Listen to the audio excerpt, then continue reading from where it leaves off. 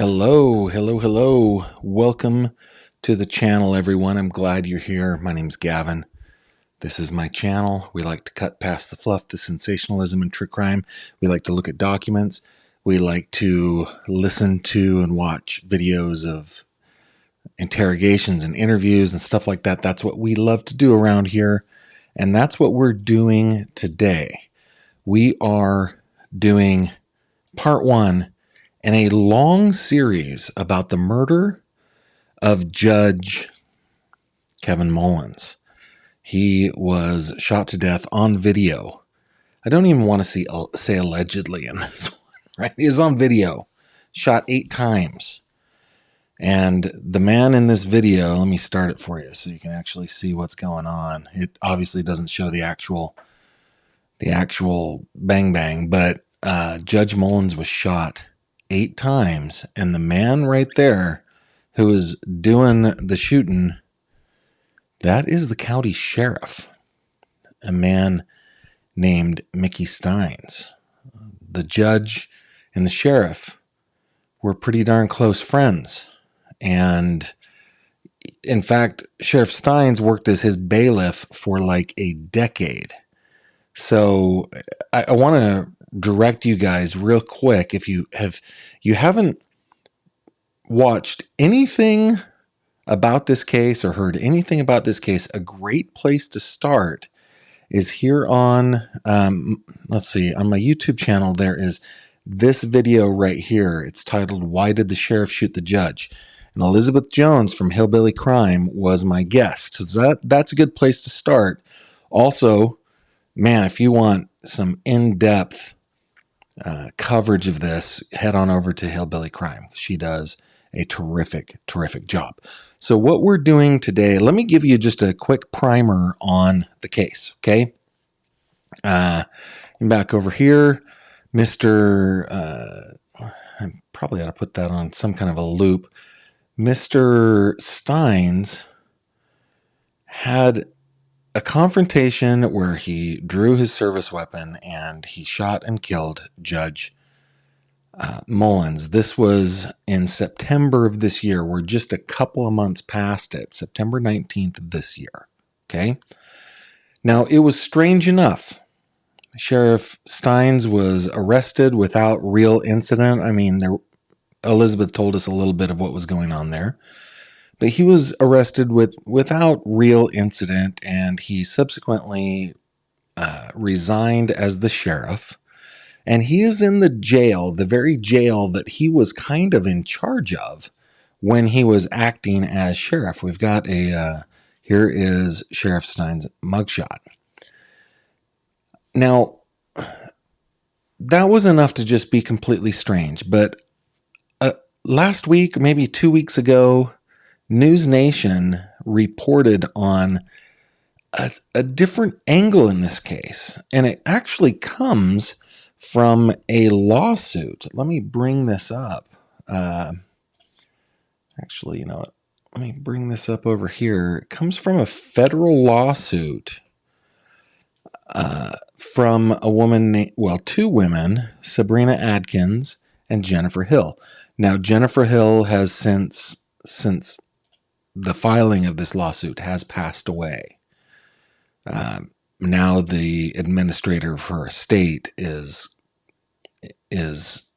continuing her fight. But these two women, Sabrina Adkins and Jennifer Hill, filed a lawsuit against Sheriff Stines' deputy, a man named Ben Fields.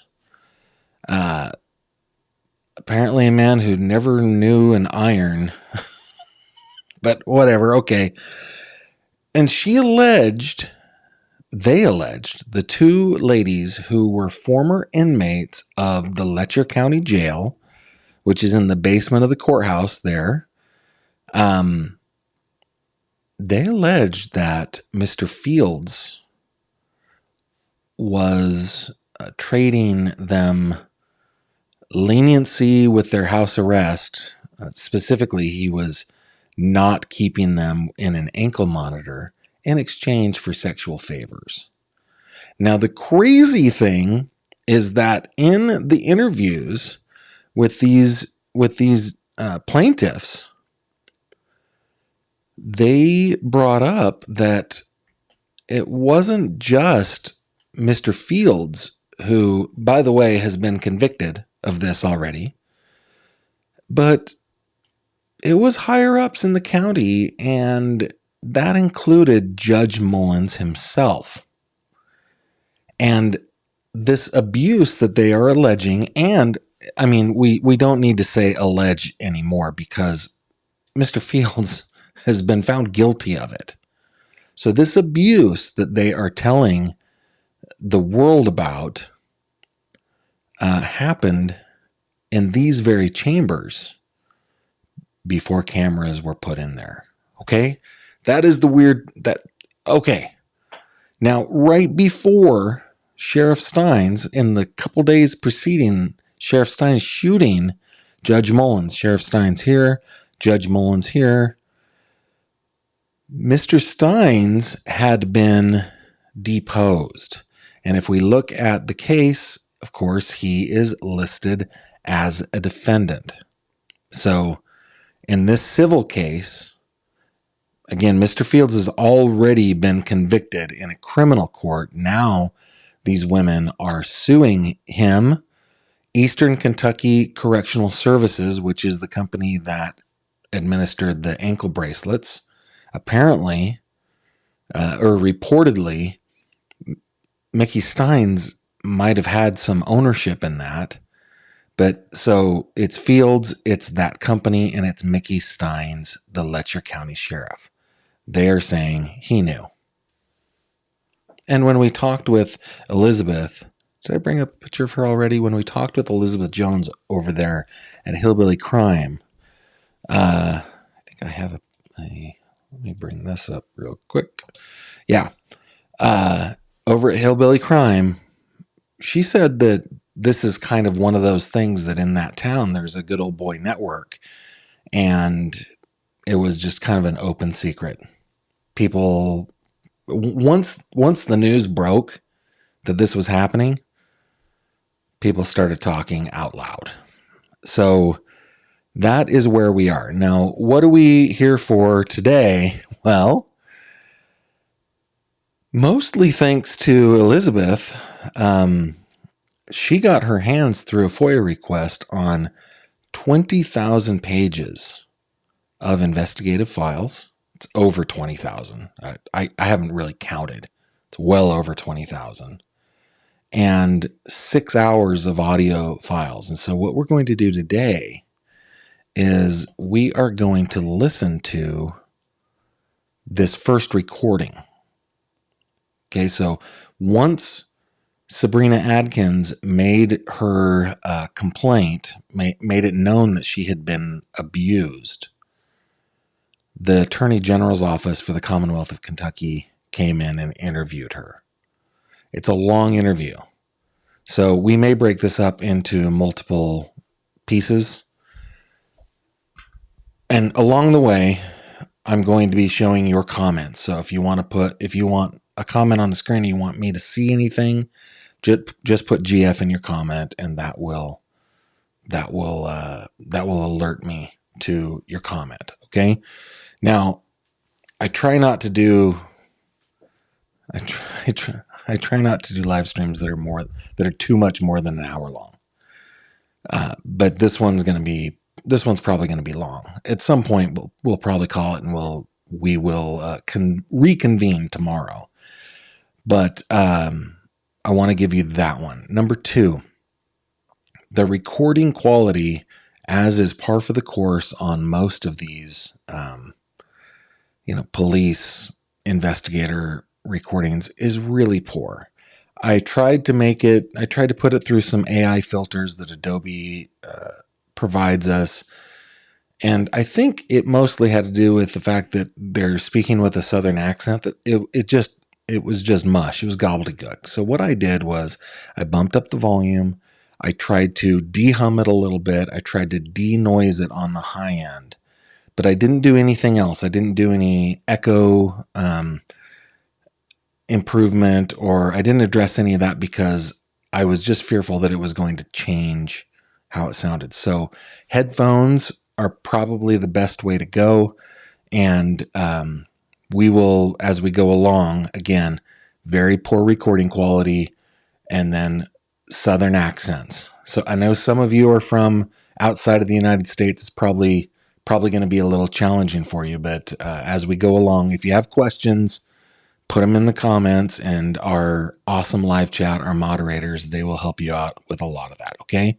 So that is my short 10, almost 11-minute intro to this file. Here we go. Being escorted me there. I got home a few minutes later. My boyfriend and his mother called me in, and another officer trying to escort me out there on me later. So I'm not from Letcher County, so I'm like, panic mode. I had a friend that lived right down the road, and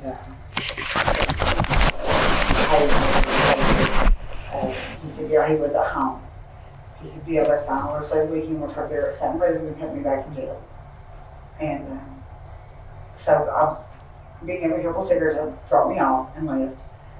I don't know, 3 or 4 hours later, he came back to check on me and he brought me some cigarettes. And, I was upset crying. I didn't know, I was like, I don't know how I'm pay for all this, and I don't know what I'm gonna do, not from county, how does this work? I've never been on house arrest. And he said, don't worry about it, figure out something. And who are we talking when you say he? Ben. He said, you're a pretty woman, we'll figure out something, don't worry about it. And so that's how it started. He would, I got some texts, but we would text a lot. And there was a lady also, her name was Patty, but Ben always had me to call him. We would text back and forth all the time. He flirted, and I flirted back. I didn't know what to do. You think he give you preferential treatment? Yes, absolutely. Let's just start, like I said, let's just go from the beginning here and see. He would call me a lot, and he would say, at first he texted me, probably, and he would call and say, hey, what are you doing? Come by, check on you, anybody there? I'm like, no, so bye.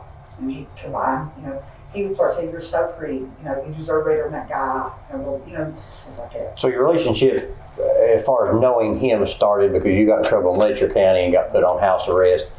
Did you pick that deputy to be your officer, or does that get assigned to you through? There's only 2. There's a woman named Patty and him. Okay, let me just translate. Okay, no, it wasn't court staff. She was an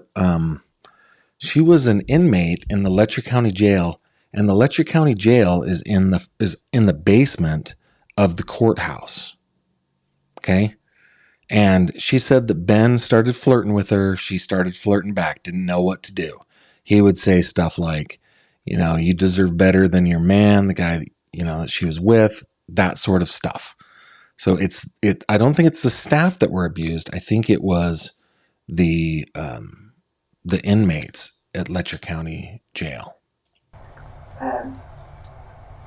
He had me talking there was a couple of times I did talk to Patty, because I was out late a couple of nights, and Patty called and said, what are you doing out this late? And I said, Ben knows. And at one point she told me, she said, you're not allowed to call Ben anymore. And I said, okay. Well, Ben had called and I told him. He said, don't worry about her. And I never heard from her again. Don't know where she is. But you didn't get to pick who it was. You were instructed through the court system to talk to Ben. Yes. And who instructed you to do that? Was that through the prosecutor's office, the judge, or you know what judge that was?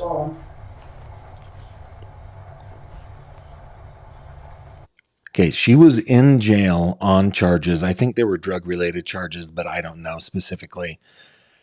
And there was a huge issue in Letcher County with space. They were just overrunning the jail.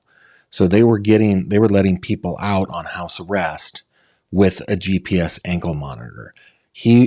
Ben Fields, Officer Fields, was assigned as her GPS monitor caseworker, whatever you want to call that, right? So she's trying to get out of jail on house arrest. Now, one of the things that is required is that they pay for the ankle monitor.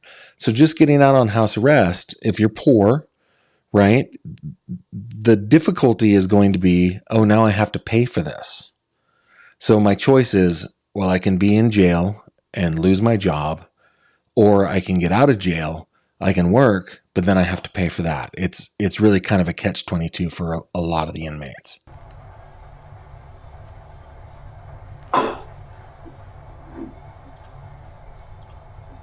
Yes. She's talking with detectives, so Eastern now Blevins. we got the start of the transaction. You have been meeting, so now you said you were flirting with him and he's flirting back. Yeah, well, he started flirting. He's like, you're a beautiful woman. He said, you know, you deserve better than that man. And, you know, so all I'm going to do, I mean, over here in the Strange County, I have no family. Don't know what to do. At that point, you know, I had relapsed, and I told you. I said I need to go to rehab. And so I started petitioning court to see if they'd let me go to rehab. 3 weeks later, they said I could go to rehab, but I had to keep the bracelet on paper. And I was just devastated. I was like, you know, I'll keep the bracelet on, just don't let me pay for it, please. No, gotta keep it on paper. So, What do you mean by pay for it? And I'm not familiar with the bracelet. $85 a week. You know, To be on house arrest? To be on house arrest.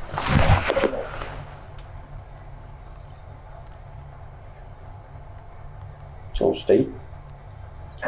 I can actually higher than that. So, you know, I left, I was crying and being called. He said, we'll figure out something, don't worry. I was like, you know, I'm coming and trying to do the right thing, asking for help. I can't pay for that bracelet. You know, I can't pay for it now. I can't pay for that bracelet, she said. My roommate. And I was the only one, I don't know why, they made me cover my bracelet when I was out. And I was the only one that had to do that. And I was like, man, why do I have to do that? You know, and nobody else does. I don't know, the judge said to do it. Okay? And like I said, I was, you know, I was being asked for help, I don't know what else to do. And it was on, taking on some more rehab, and just have to arrest in rehab because I need it. Because why would you be arrested to go into rehab? Because it was out of not paying for the bracelet. I was going with the bracelet, and I knew I couldn't pay for it. And I told because you didn't have any money? No. And I knew I needed rehab, you know? So, I was supposed to go to rehab on Sunday. They called me, it was on Saturday night, and he met me at the courthouse. It was about 8 o'clock at night. And this was on Sunday? No, it was on Saturday night before the delivery. All right, so she's saying, I was getting out. I was going to be on house arrest. I really needed to go to rehab. He called me and said, meet me at the courthouse. When was this? It was on Saturday. When? Sunday? No, Saturday. Their step work so much, and I said, you know, I gotta go. If you have to come arrest me, you have to come arrest me, but I gotta have rehab. I started trying to do the right thing, and they're not gonna let me, so I have to do what I have to do to save myself. So, he's met me at the courthouse around 8 o'clock, okay? I got there and, Told her, and that would be on a Sunday, he's saying meet you. no, it was Saturday night. I met him Saturday night, 8 o'clock. Do you know what date that was? It was around the 1st of August, you know, roughly around here. You don't have a specific date? No, I don't have a specific date.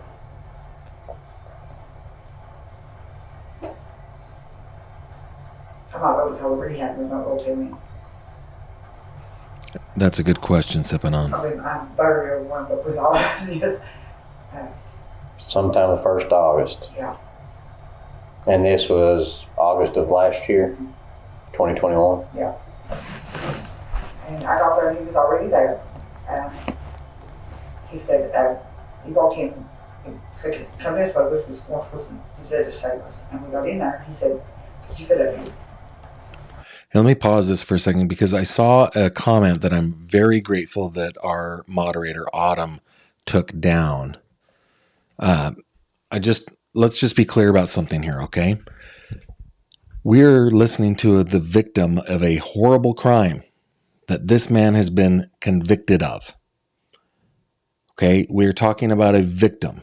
Now, this victim also happens to be a drug addict, or was at the time. Well, probably is for the rest of her life, okay? If you watch my channel for any amount of time, you will remember my my coverage of the Amanda Winkowski case. I learned so much here. There are many reasons why a person gets on drugs. Some of it is absolute stupidity. Some of it is understandable. Some of it is somewhere in between. But most of the time, they don't choose to get on drugs. But they are. Once they are, they're an addict. And you're right. Pretty much they need to feed that addiction. That's their full-time job is to feed that addiction. So when you said, yes, she didn't have money for the ankle bracelet because all of her money went to drugs, that smacks of kind of victim blaming here, but I'm just going to address it. Yeah, because they are addicted. They don't want that addiction. They mostly feel sorry that they ever started. And that's where all of their effort goes, their full-time job, when they're in the throes of addiction. Now that I've said that out loud, okay, we don't need to say it in the comments ever again. We all understand, okay? What we should understand as well, though, is that the woman who is speaking here is the victim of the R word. Repeated over a long period of time, she was essayed by this man and he was convicted of it. Keep that in mind when you put something in the comments about the victim. Okay? Thank you. Let's keep it on the happy. All right, here we go. Okay. And I thought he was just squeezing, ankles because, when he would read and stuff, he switched ankles. Put it up there and he took off. And so I took another ankle and he went, no. He said, go to rehab. He said, you come to Letcher County, make sure that you have pain, long hands, and emergency knee pressure bracelet. I was like, what? And he's like, yeah. He said, you don't worry about paying for it. Everything will be fine. I said, what are you talking about? And I was like, oh my God, really? I said, what about the judge? He said, nobody can know. He said, just if you come to Letcher County, make sure your ankle's covered. Okay. And he gave me a hug, and that was it at that point.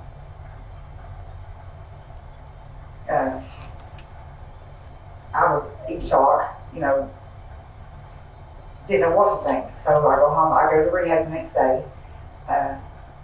My nephew died a couple days later, so I lay at rehab. And, I called being, hey, I'm, coming back. He said, it's okay. I said, we can be a bracelet. No. He said, you're fine. You come to Letcher County, make sure your ankle's covered. Okay. Every time before I had court, I think I was on papers out in the car. The day before I had court there, I would meet him in that court at the courthouse, which to me was the strangest thing. And he took my bracelet back on. Or he wouldn't put it back on, he gave it to me and said he snapped it, So when you came to court for your court dates on your criminal charges, he would give you the bracelet back. I met him the night before the courthouse. And how many times did that occur? Probably 3 or 4. Do you know, was it 3 or 4? Probably 3. So 3 times you've come to court after the rehab, he's took the bracelet on or gave it to you to put on, and then after your court, he takes it off. Did you guys catch that? So she goes off to rehab, and then she'd have court dates. She wasn't wearing the ankle monitor because Ben liked her. And when she'd come to court for her court dates, they would meet before. He would put the ankle monitor on. She'd do her court thing. Once the court thing was done, he'd take it off.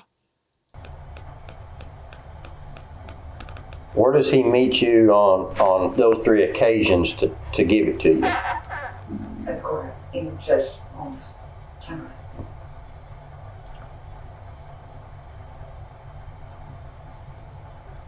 Where do you all meet those 3 times in order to take the bracelet or give it back to him? Same place inside the judge's chambers? Judge's chambers is where they met. And that's the district judge's chambers? This is the district judge. These are his chambers.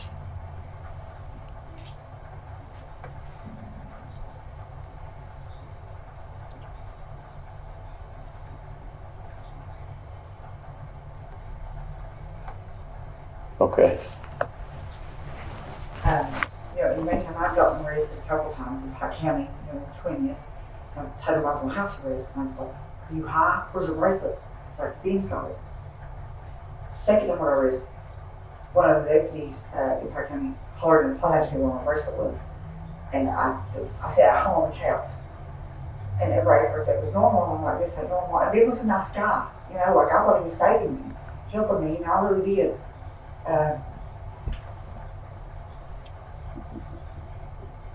It makes me smile, I just got doing this, you know, and because at first, you know, he was just flirting and, you know. Let me pause here for a second. It's really hard to understand what she's saying, especially like I have a hard time. I'm having a hard time, so I know that there are others that are too, but let me pause. This is a great statement/question. One big thing I have an issue with is why do the inmates have to pay for these monitors? You're basically setting them up for failure, getting out of jail already, low time, then debt or jail again. Yeah. So in my county, well, in the entire Commonwealth of Pennsylvania, the court system is paid for by fees that are raised by the court system. Okay. And that the reason that they do that is because they say, well, it's a very expensive, the court system is a very expensive thing, and we want to save the taxpayers money. I mean, we spend more on the court system in our county than almost anywhere else, the court system and the jail, right? The only part of the court system that we as a county pay for is the district attorney. Everything else is paid for by those fees. And so if you are an addict or you are somebody with, you know, a criminal mindset and you have encounters with the court system frequently, the account that you have to pay grows and grows and grows and grows and grows. And the argument is, well, I'm not going to pay for your ankle monitor. I'm letting you out of jail. You have to pay for that ankle monitor. That's what they say. And we don't have the funds to pay for the ankle monitor. Do you want out of jail or not? That's kind of the situation they're put in. But you are saying what you said there, Megan Spruce 90, is yeah, it's exactly right. They get into debt with the court system.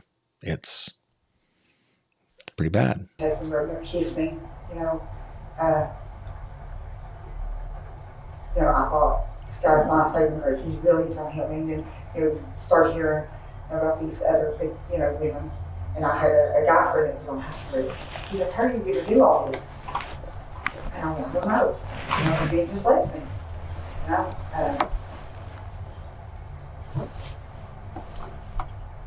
never act like he was normal. Cause I told people, I'm in jail and they hard ask me where my bracelet is. And I say, home. And the guy says, not normal. And, you know, so I said, why are you doing this? I said, you're trying real hard. So, you know, in my head, he was a nice guy that was really trying to help me. And then I realized, you know, at the end he told me, he said, your boyfriend got an APO out on you, and so the judge going to arrest you. I went, what? You're not arrested on APO? And he went, yeah, you did. And he took his coat over me. No, and I talked to him, you know, he knew where I was. He hadn't turned in, according to my ex-boyfriend, when he went and told Judge Crab. Judge Crab come out and I asked Ben what my credit was. Ben couldn't tell me. So when he called me, he said, I told him that the bracelet didn't consider your house. So that's what you tell him. I said, okay, well, I was not about to go over there. I was like, no, something ain't right, you know. I'm going to quarantine anyway. I heard the judge's call. Pike County, hey, she's not trying to run. No, and I wasn't. But, you know, I didn't know what was going on to get arrested for APO. That's crazy. And then when the judge over Pike County said, it's hit her. He said, it's gay. I got my bracelet over here in my hand. You know, just push it. It's never been activated. And you know, I struggle because I see being as a nice guy, but really he isn't. You know, and other women that fight. And, What was your boyfriend's name? and sisters that were drug court. And how it brought it all out was in for his drug court, and the judge said he got an anonymous call that me and him still living together, and I'm giving it to Bill. He said, no. So he's like, no. He hadn't even changed my address from Stacey's house. And so we totally everything. And Now, the escape charge, is that because you have left, I guess you're in Letcher in charge. You're not supposed to leave Letcher County, no, right? I believe it. You're allowed to leave. Okay, what would provoke the escape charge? What's your, your ankle bracelet? What's the court saying? All right, Ms. Atkins, you can't do this, or you're going to be considered escape. Do you know what that is? Not running, I guess. I mean, I don't know. But I mean, you're not in Tennessee. Right. Every Wednesday you're supposed to meet me at the courthouse at 4 o'clock and pay your $85. I've not done that since August. So they can charge you with escape because you've not paid the $85? I don't know. So you don't know the basis of the escape charge. So what I'm asking, what did you do to... Escape is if you cut your bracelet off and you run. Okay.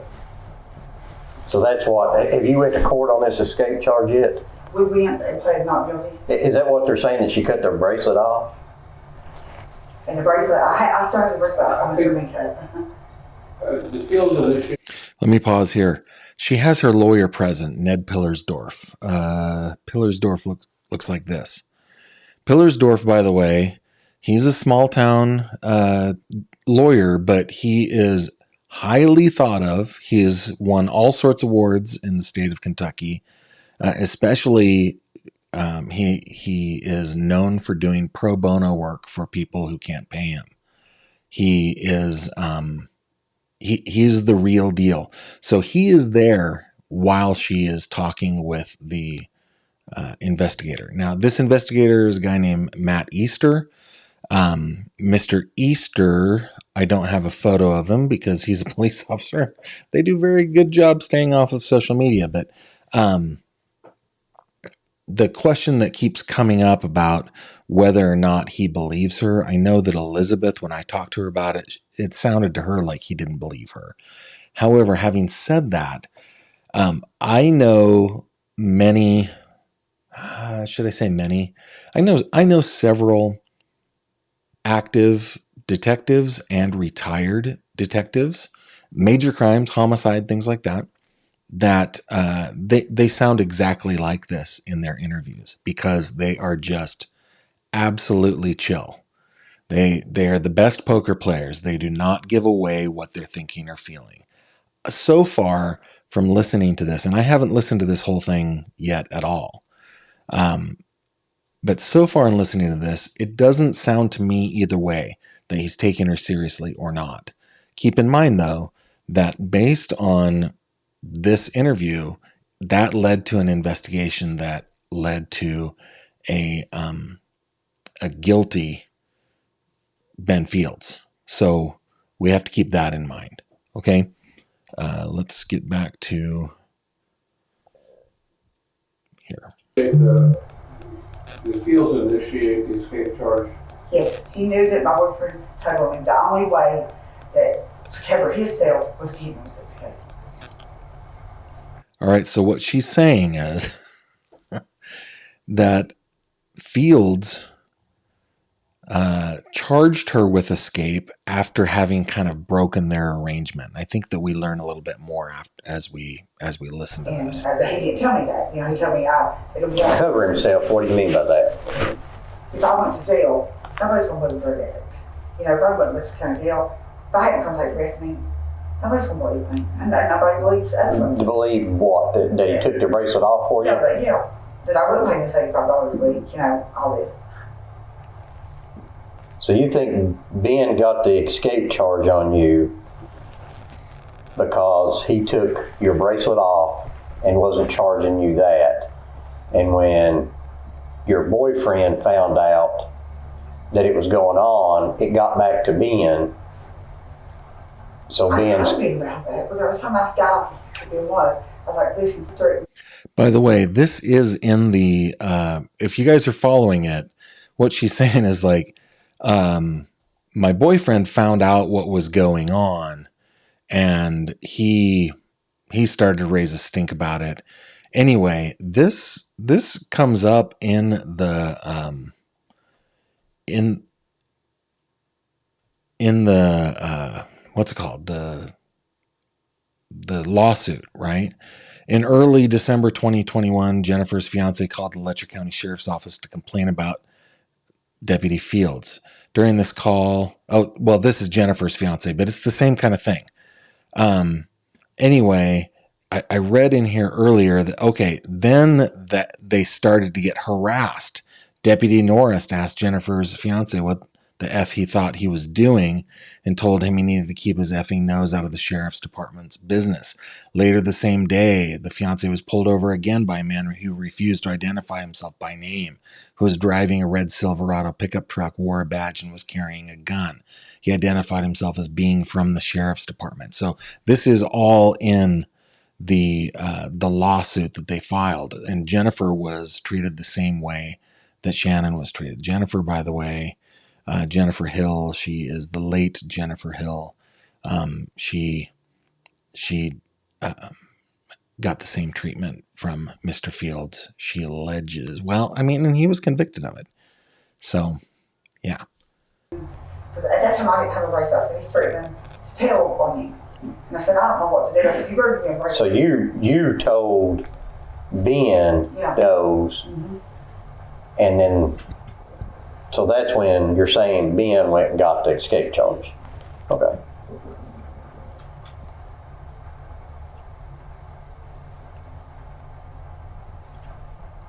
That's I correct. file a motion to dismiss the escape charge.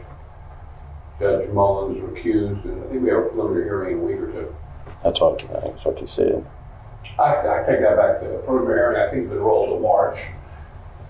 Mullins recused, and it's when Judge Prater from Knott County will be in Letcher, and Judge Prater will hear the preliminary hearing. Ben told me that when he told me that, I thought, he said, listen, if the judge tries to get you, you put that bracelet. No worries. And I went, what are you talking about, Ben? He said, everything's fine, it's just the APO. Why does he want to keep me in jail for a week over APO? You don't get arrested over APO, Ben.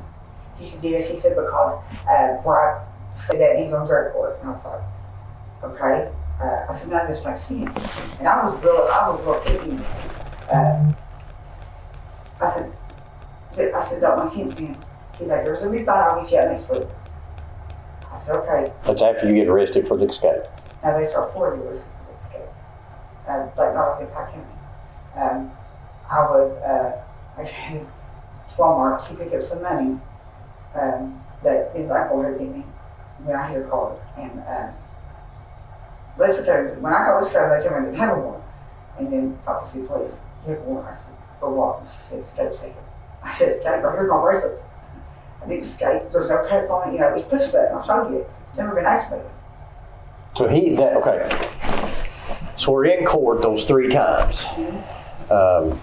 That last time he gives you the bracelet back. So you still have the bracelet. It's just not being paid for. Yeah. It's never been turned on. He's never even turned it on, she says.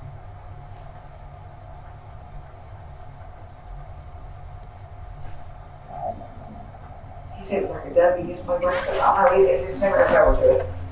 Okay. All right. So then what happened? You go to jail? I go to jail. I called Bethany, and she said, she's going to come in. Nick, you know, comes out. Tell Bethany the truth. Got everything. You know, here he is. I didn't want to get nobody in trouble, you know. I don't want to destroy him. I'm embarrassed about this. This is in Kentucky, But, you know, though. that one with, you know, being, he was this nice guy.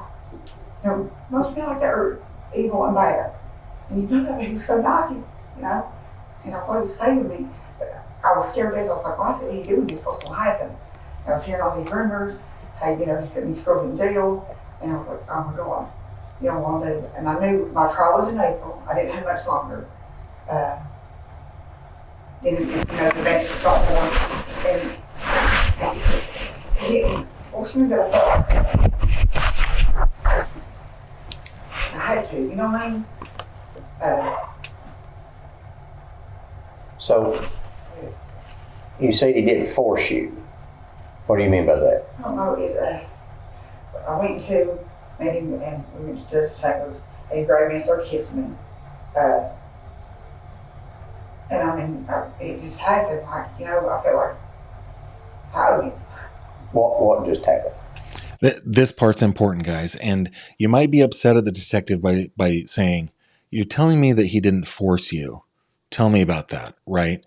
That may sound condescending, but what he's doing is getting more information. He wants to know, was this an R word? Was this SA? I think that's a completely fair question. And so she describes it, well, we just started kissing and then it just happened. Here we go. He grabbed me, kissed me, we had sex right there. It just,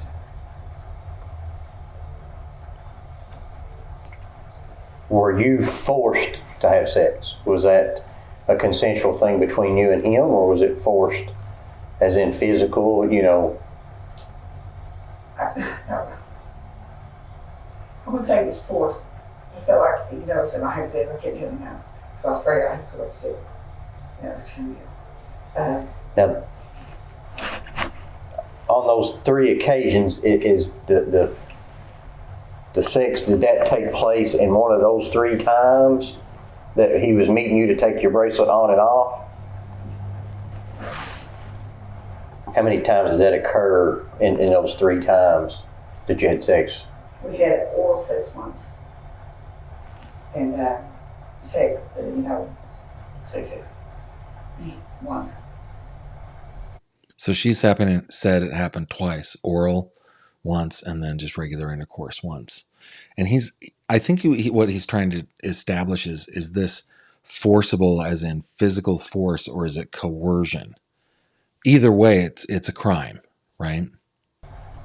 And both of those occasions happened in the judge's chambers while you were meeting to get your bracelet taken on and off. Excuse He me. was always late at night. Like 8, 9 o'clock. And usually he was there. There was one time he go to the courthouse over the phone. And I just went and sit there and waited. Do you remember those dates, those 3 dates? I know you said it was 1st of August when, you know, he originally said, come meet me. Yeah. That 1st of August, is that out of the 3 times, is that the first time that he came and y'all did the bracelet exchange? Yes. That's when he took my bracelet off in August was the first time he took it off. Nothing happened that night. No. He did kiss me. But nothing, you know. Also, Doc has a great. Also, keep in mind. How do I say this? I want to say it delicately, not to protect your ears, but like just because there's no need to be coarse here. Remember, the life of a drug addict is especially hard because they're chasing the next high. And they are trying to figure out how they're going to get it. And it's hard work. And think about the things that they may have stooped to. And when I talked to Danielle Winkowski, who is Amanda Winkowski's sister, both of them were addicted to heroin at the same time. And Amanda ended up getting murdered. And Danielle ended up getting clean. But she described kind of the day in, day out, you know, with the petty stuff that they would do, like sneaking into Walmart and stealing DVDs and then selling them at a discount to somebody else who would go back and get a refund, things like that. To the more serious, like Amanda was working as a sex worker to pay for her addiction. So keep in mind that her perspective might be a little warped, and she may not, as Doc says, even realize that she was being assaulted. Okay?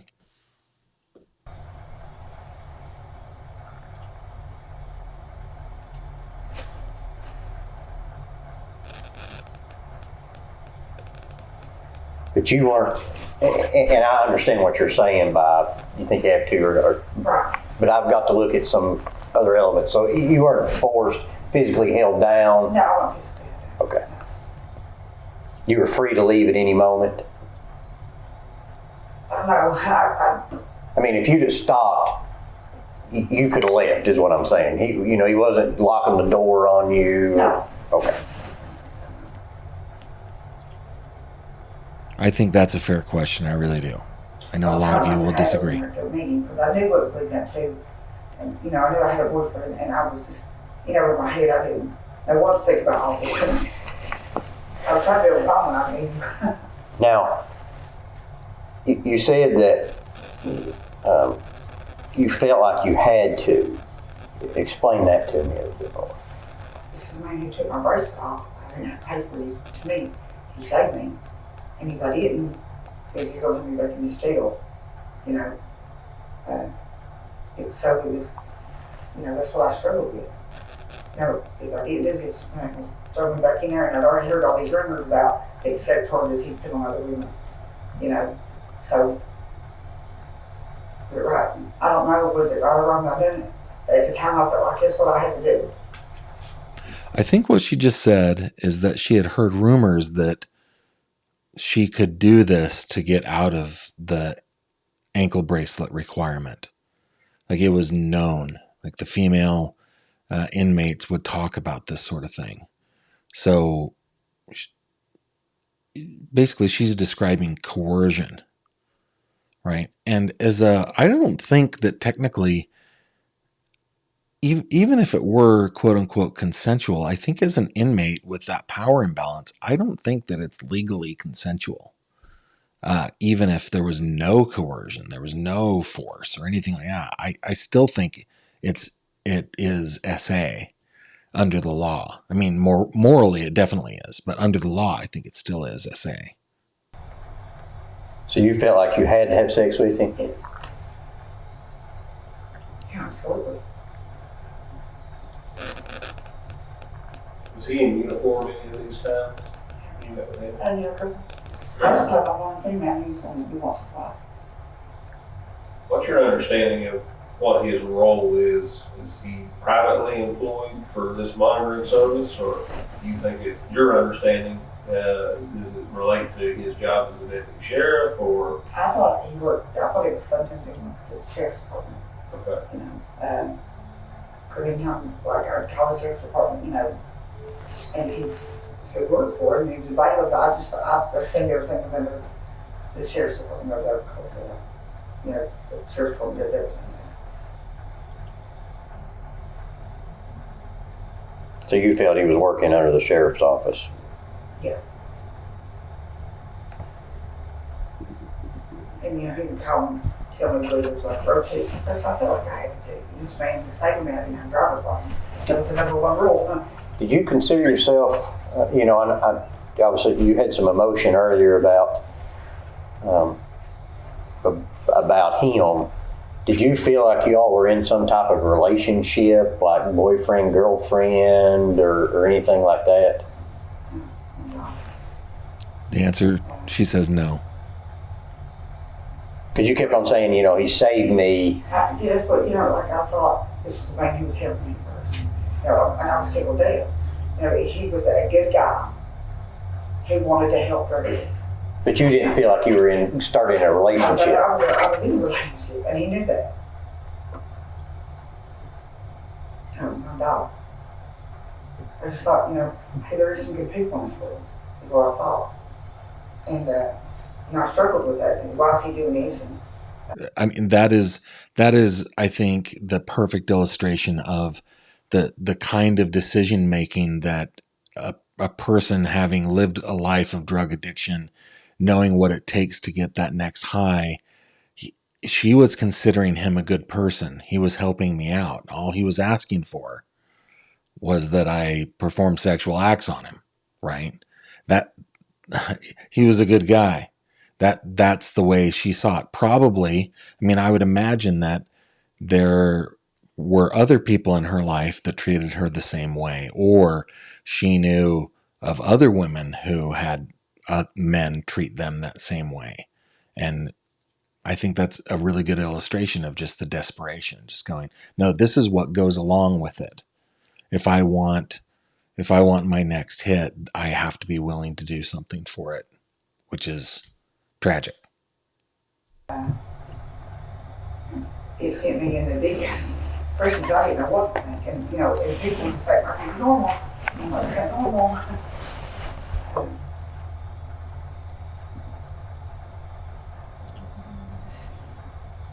Out of those 3 times that was in the judge's chambers, have you ever met him outside of the courthouse? Yeah.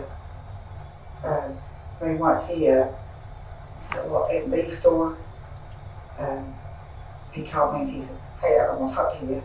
He said, "Where you at?" And I was coming through Westburg, and he said, "Meet me at Aunt B's." I said, "Okay." And that's when he told me, like, Justin, another person that I knew, he knew, stay away from Justin Lucas. He just rattled on, so and so, and he just turned everything, he stay away from him. He said Norris does the part of going out and getting the drug addicts, and he said Judge has me do the phones. I know all those phones.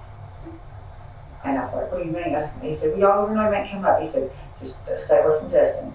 And I said, "You know I'm doing dope." He said, "I know." He said, "Please, you'll get clean. I got faith in you. If you tell me who, stay away from him." They were watching him. So that's the only time outside of the judge's chambers y'all met face to face? Maybe once I asked him real quick. I had been, I can't remember where I'd been out of town. Do you know when that would have took place? I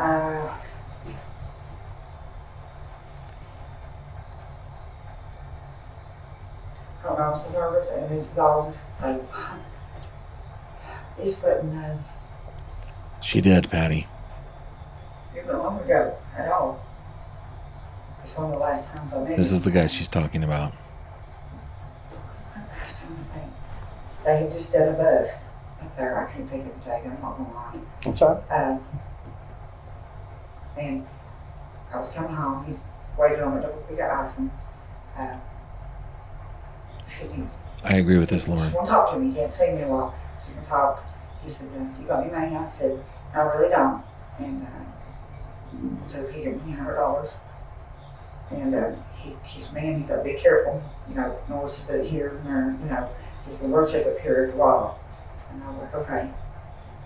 So be safe.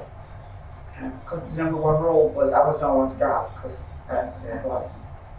And so he would always, tell me, I'd call and say, "Hey, road check anywhere?" "No," or he'd tell me to say, "Well, whatever."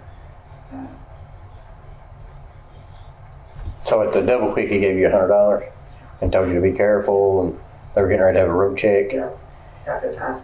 Now this was prior to the escape charge, right, or is it after? Yeah, no, it was right before he went on before. He said Norris and somebody from the state police was having a road checkup. Awesome. And he said, "How much gentleman's done?" And he did.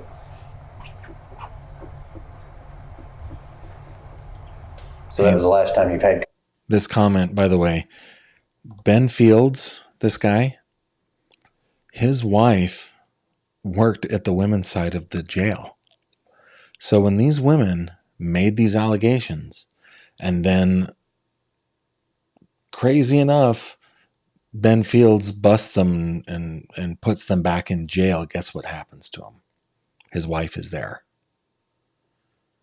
That wouldn't have been good for, I don't know how they survived that kind of stuff. Great comment, Kentucky Rose. Contact with him? No, I had a contact with him one more time. After that, he called. He was going somewhere, and he said, "How you doing?" I said, "Good." I said, "I'm going back at home." I said, I've got to start some work then. I said, "Just travel back and forth and all this. I can't do this all the time." He said, "Well, I'm at men's courthouse." So I gave him $100 in. And that was less than me.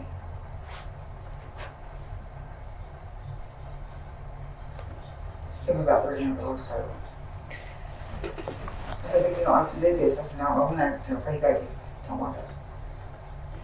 Did any point, from the start of the time that, that you were put on the ankle monitor to the, I guess, escape time, did Mr. Fields ever tell you that you had to do this, or you had to meet me, or if you don't do this, did anything like that, or was it just a perceived what you were thinking because of the situation you were in? No, he, it was, at one point he said, my sister never drug court. Anything said, boyfriend, he may not like her on this drug court. And I was like, he's clean. Why would he not make it on drug court? He said, he just might not. Oh yeah, her lawyer's in the room here. So Ben told you that he might not make it out of drug court. And in that conversation, explain that to me in detail as best you can remember, obviously. We were on the phone because he got to the point where he was calling instead.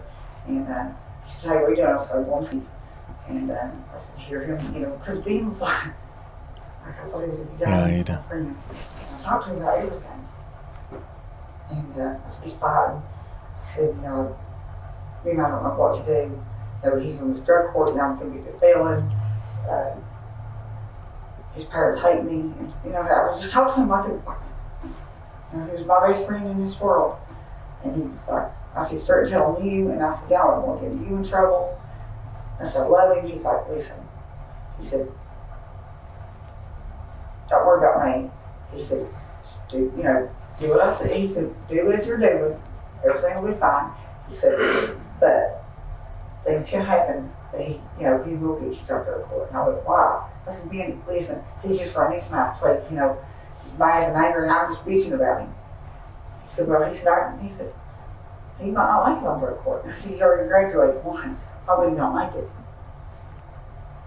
And he's like, "Well, we'll see."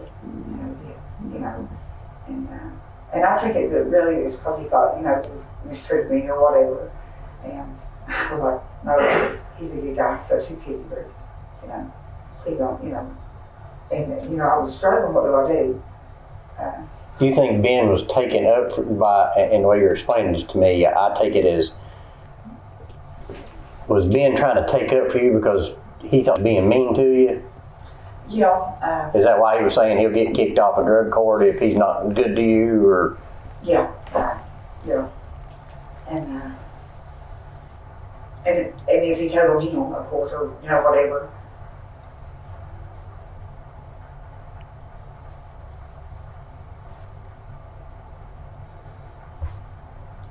He always knew what he was doing and where he's at. I thought I was cheating on me by being. He's like, "He's cheating on you?" And I was like, "What?" And he always knew what he was doing all this. Lauren, this is Sabrina Adkins. She is the one that is still alive. Jennifer Hill is the one who has passed away. I believe she passed away from an overdose, but I don't know that specifically. That's just what I've been told.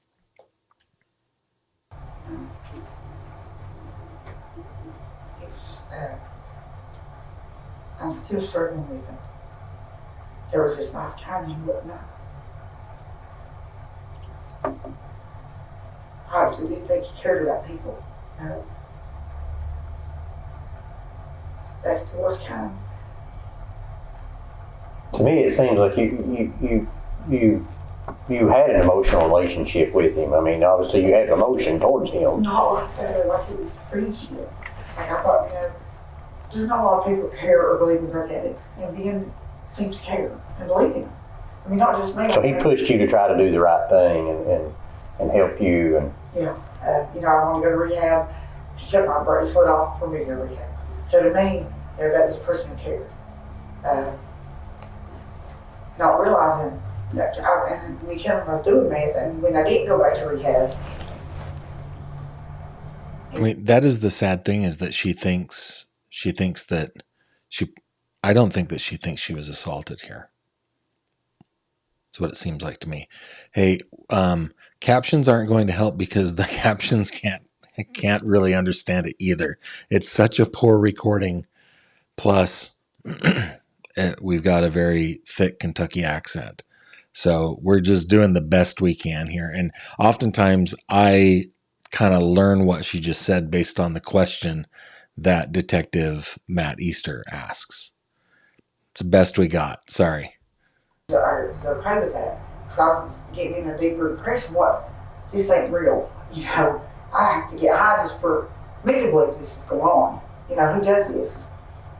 And I mean, telling people, and the rest just ain't like, you know. And I was like, what do I do? And, you know, I would talk to him, and, you know, like I said, you know, he seemed like he cared about drug addicts. He really did. And he did. And going back to the conversations you've had, what means of conversations, and by that I mean, was it all done on text messages? Was it voice on, you're actually talking to somebody? I have both. I mean, I can show you. Did you use Facebook? Did you use any kind of social media accounts? We used Facebook a couple times, but that was very rare. Was that on the onset or the of your beginning? Was anything said on Facebook about your all's, you know, meetings, or what was said on Facebook? That's a good question. What can you remember? I can't even remember because exactly. Let me see if I still remember. I don't know. By the way, most of the 20,000 pages is social media account information. So he's looking for a written record. So it's not just he said, she said. This is good investigative work. And this is Facebook? Yeah. Yeah. You're on at the top. You were trying to make your dead, I'm sorry. That's it, I thought.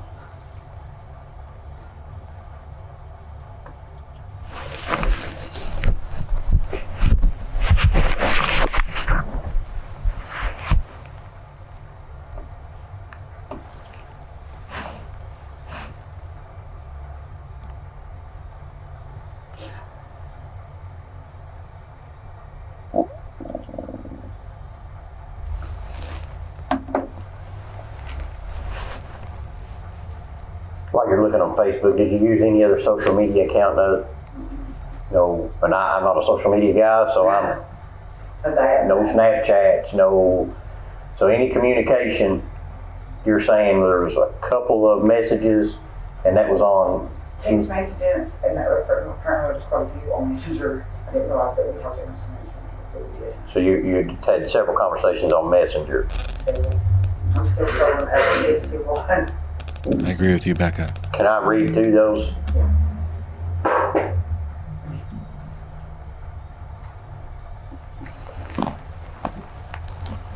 You'll probably have to help me because I don't know. Is this the start? Because I don't know how Facebook works, so you'll kind of have to excuse my ignorance on this. It's all right.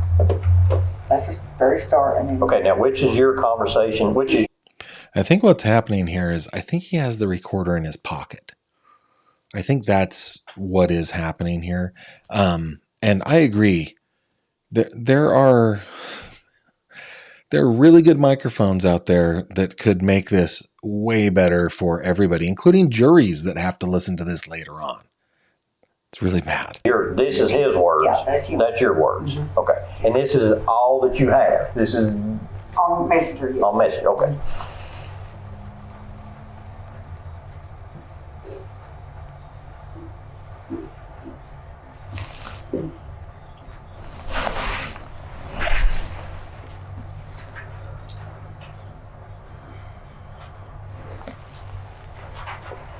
So he's going through. Video chat.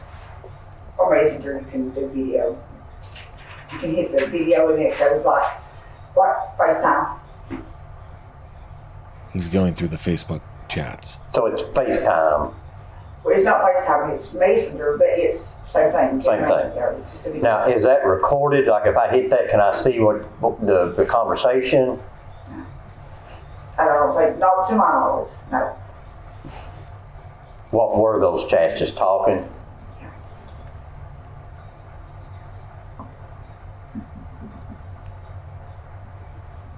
Who is Dale? That was the guy that I went to stay with. When my boyfriend roomie, I told him my roommate.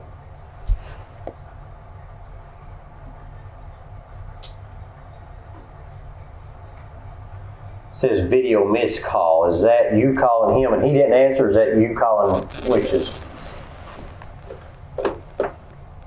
That's him calling me. That's him calling. Okay. See how she's closer to him, we can hear her. Yeah.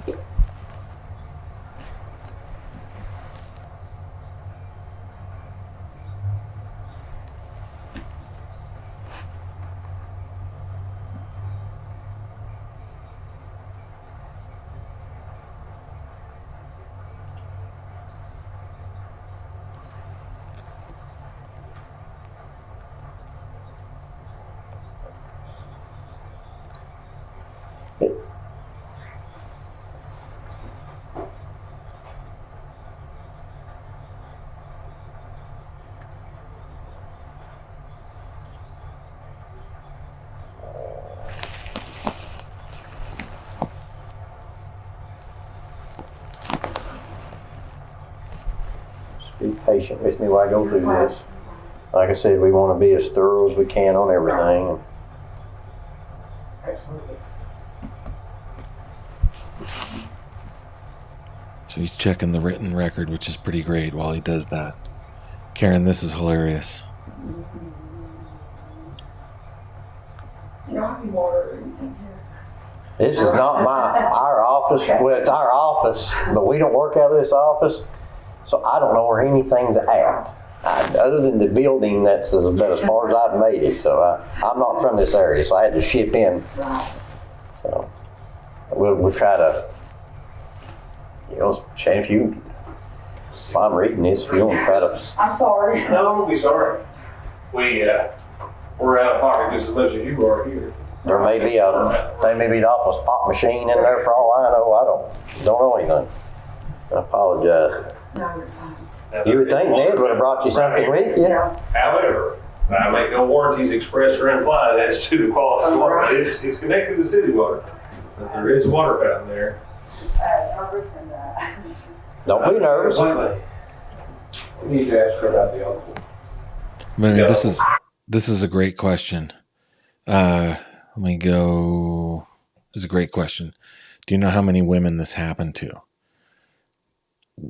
I only know of 2, but I imagine there were many because it was something that they talked about in the jail. The sheriffs will let you off if you just blah blah blah, right? That was spoken about in the jail. Fields had an uncle, and it was kind of a quid pro quo. She had sex with him. He helped us with a criminal charge. Things like that.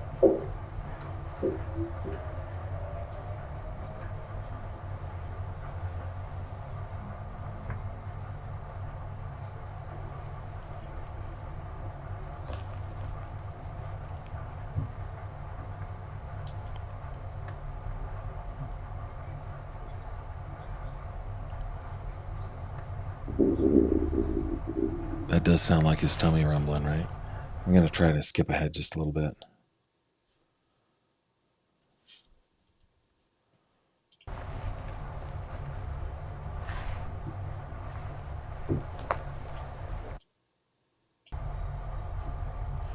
I knew I was never in my head. I knew people. Yeah, she's back in. No, it's not.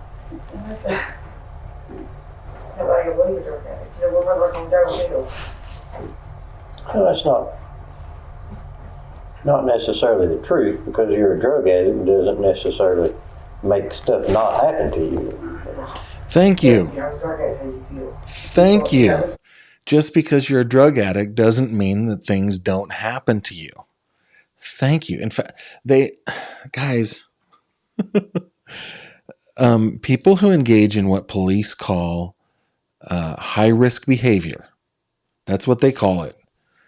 And it is high-risk behavior. People that are addicted to drugs, who engage in criminal activities in order to feed those addictions, who engage in sex work in order to feed those addictions, they're extremely high risk. They're the ones that most crime happens too. So I'm really glad that he said that. With me, maybe. Well, I can tell you, as far as we're concerned, is, you know, we're not here to believe anybody. We're here to find the evidence. And the Good truth. for him. That's what we're looking at, whether it's you, him, or Ned, or anybody. We're here to find the truth, plain and simple. I don't care who it is. There you go. It makes no difference to me as long as there's truth and evidence behind it. That's where we'll land. Yeah, man.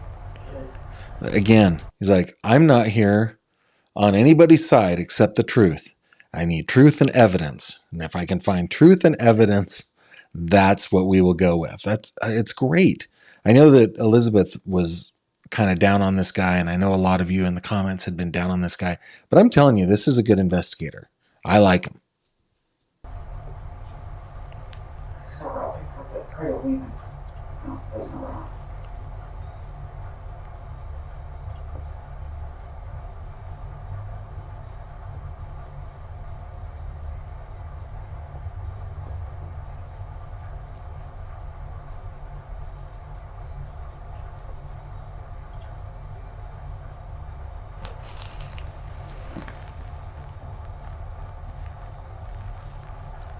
He's still going through the Facebook stuff.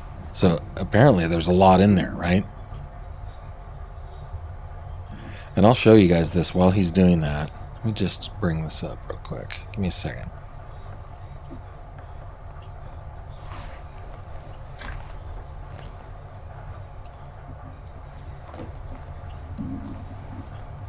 Sounds like his tummy's rumbling. That's hilarious.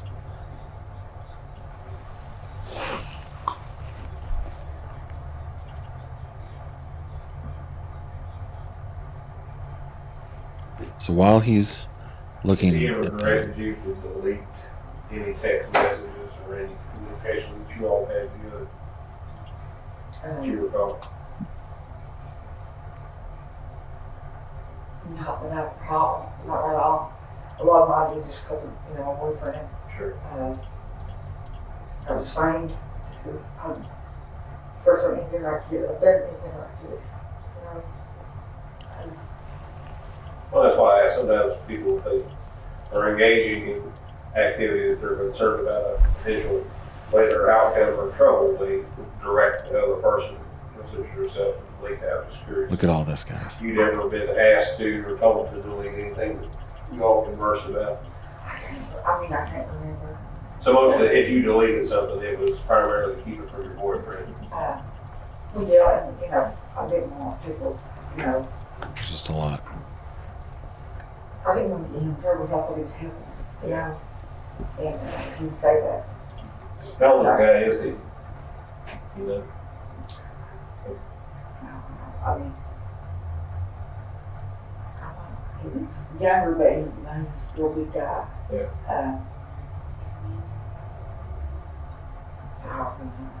No, that's an easy answer for us to find out. I'm just, from Right. your perspective, I'm just curious. He's younger than me. Okay. I was the same. Okay. You married? Yes. And his wife was at the time for that too.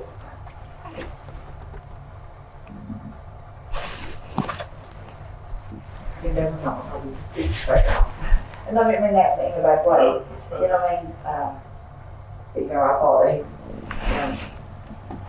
I've never had nobody help me like that. But at first I was like, oh my God, this guy's great, you know. And then you're like, oh, why is this happening? And he flirted in the house with because I didn't know how to make a bracelet, you know. I knew they wouldn't let me work it for just get permission for everything. So I'm sitting in, you know, a roommate's apartment who I barely know anyway, with this bracelet that I'm not allowed to work, not allowed to do anything, but she won't be paid for the week. I have no family. I don't know, Vicky. It's a good question. Well, flea market with my roommate, but he's flea market. We could do that. Okay. So I'm working. Still, you know, beautiful that. Hey, Michelle Atkinson, this is a great question. This is a really good question. I don't know that I have the answer for it, but I don't know. I have some layperson insight. They don't deserve this behavior. Why did no one report it before? My guess is people did report it before, and those people were made an example of. That's my guess, because it's very easy to just say, oh, she's a criminal, she's an addict, she's a this, she's a that, she's a the other. And so it's really easy for other people to write them off.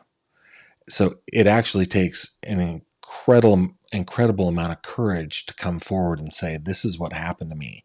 Even if she really doesn't understand, hey, this is a horrible crime. Even if she doesn't understand that, it still takes a lot of courage to do that. And as I understand it, her attorney, Mr. Pillersdorf, he is a victim's advocate kind of attorney.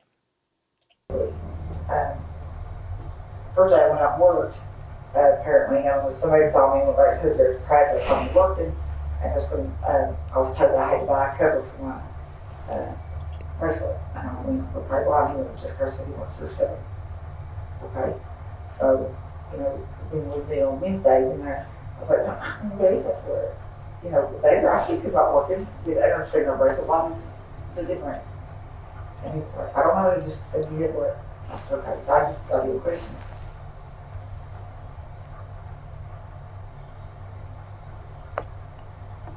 I really hope so, Shiny Star.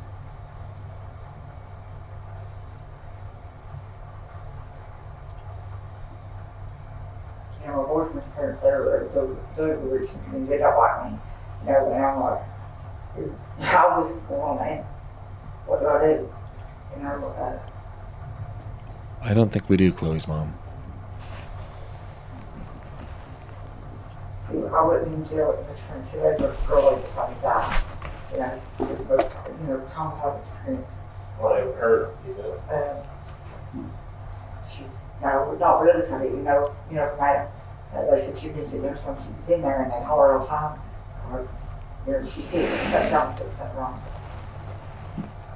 You never heard if it was a medical condition or? They go around session, but,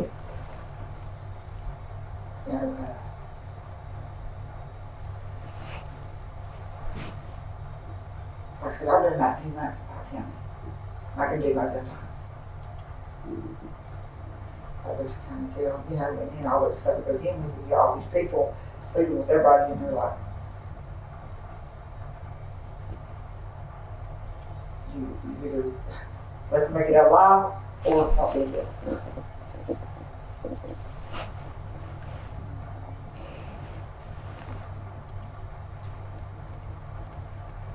Your knowledge of being still married? I saw his stepsister, cousin Elena.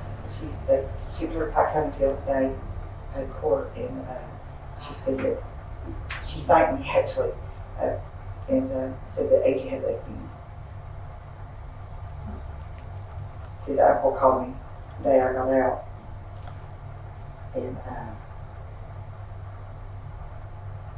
actually I picked up that money from Walmart and they tell it's none of this stuff doesn't happen, that's from me. And I just said, okay. Dan's uncle called you? I said, okay. We'll, Mr. Phillips wants us to get it, and I'm going to wait for next week to finish with your phone, and we'll cover that. And your first incident would have been oral sex. You described oral sex and then sex was your word. The oral sex was that first? Okay. Was he in uniform? Okay, that was at the courthouse, right? And the second incident when you actually had intercourse, was he in uniform then? Okay. Asking if he's in uniform when it happened. That's awesome.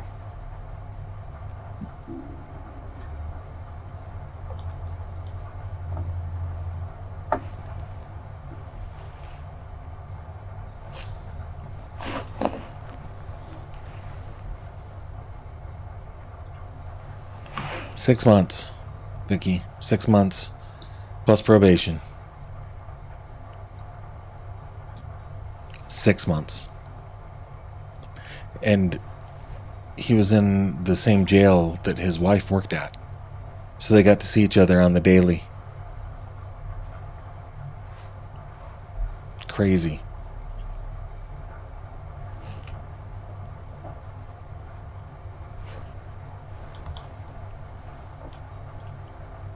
Yep.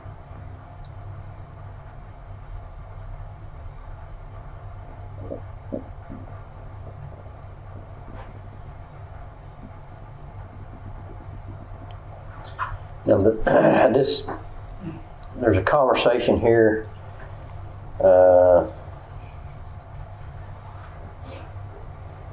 He says, I will see what I can do with your bracelet tomorrow when you're going to Pikeville. Is that, and I'm trying to equate dates here, so is that one of those incidents where he's telling you to meet him at the courthouse, or is that just... I don't want to tell you, Bronx, let me kind of go. Yeah, that's fine. That's what I want, because we might be able to find a date. It's that right there. It says, I will see what I can do with your bracelet tomorrow when you go to leave Pikeville, give me a call. He's figuring now, it would that be out. one of the dates that... It should have a date, don't it? No, that I don't know. There you go. So do you know, given out of the three times that y'all had met in the judge's chambers, that's June, appears to be June 21st, 2021 at 8:40 when that message was sent. Did you meet him that night, or is that just a prelude to what's to come, or can you remember? What was the date? June 21st. That was like the day after I got out. So, I don't know. You look at it. I'm not sure. I'm sorry. That's fine. Like I said, we just want to be really thorough here. Yeah, that was when I actually, the day after I got out, he was making a bad place on me, and so he was going to try to adjust it or something. Yeah, at that point, it was just the day after I got out. So how long after that conversation on June 21st, did you meet him? He actually came to he came to the apartment a couple times. So he came to your apartment too? Yeah. At first, that's what he did. He stopped by the apartment every couple of days and switched the bracelet from Letcher.